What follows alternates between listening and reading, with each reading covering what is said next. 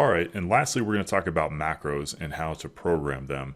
Now, the usefulness of macros is going to depend on your application. A lot of programmers use these for repetitive tasks, but if you're just doing a lot of common keystrokes, like again and again throughout your day, then creating a macro for it can be really useful, and you can map it back to one of the M keys or any other key on the keyboard. So I'll show you how to create a really simple macro, and you can kind of go from there for whatever is useful for you.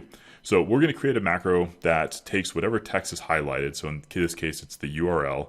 It's going to copy it. So it'll be Control C, and then it'll hit Control T, which will open a new tab, and then Control V to paste, and then he'll hit Enter.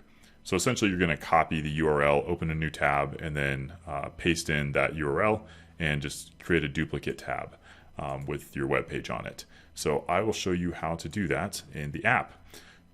So the first thing we're going to do is name our macro. So we'll call this copy in a new tab. We'll click new.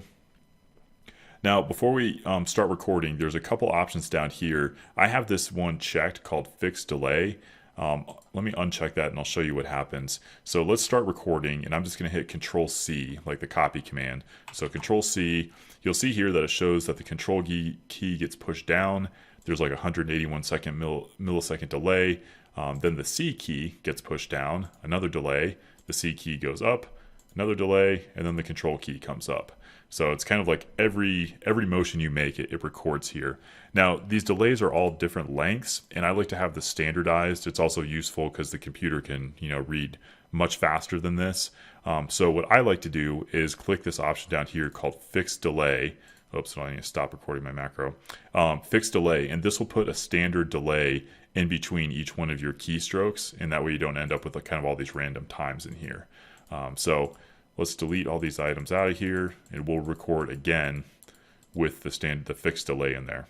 So I'll hit start record, and then I'm going to hit Control C, and you'll see here now it shows the control down, delay 5 milliseconds, C key down, delay 5 milliseconds, C key up, delay, and then Control up. So it's a lot cleaner now just having the 5 milliseconds in there, and it makes it a lot faster to record this. So we're still recording, so I did the Control C.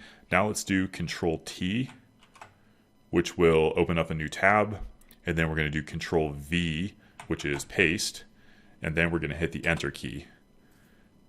And that is our macro. So let's stop recording. And then we'll hit apply. That will save the macro to this name. And then now let's go map it to, we'll do it to the M2 key here. So let's click on the M2 key, select macro, and there's our item. If we had recorded more macros, they'd show up here. This is the only one I have right now. So we'll click OK. If you wanted to play your macro multiple times or do something else special with it, you can select that option here. We're just going to play it once. That's what's applicable for us. So now it's mapped to the M2 key, so let's test it out. All right, so I'm going to highlight my text, and then I'm going to press the M2 key. And there you go. It opens a new tab, pastes in the address, and then loads the web page. So I can do this, as many times as I want to. It's going to keep loading that same web page. And this can be useful, if you need to open multiple tabs. But you can do this for literally any keystroke or key combination you need.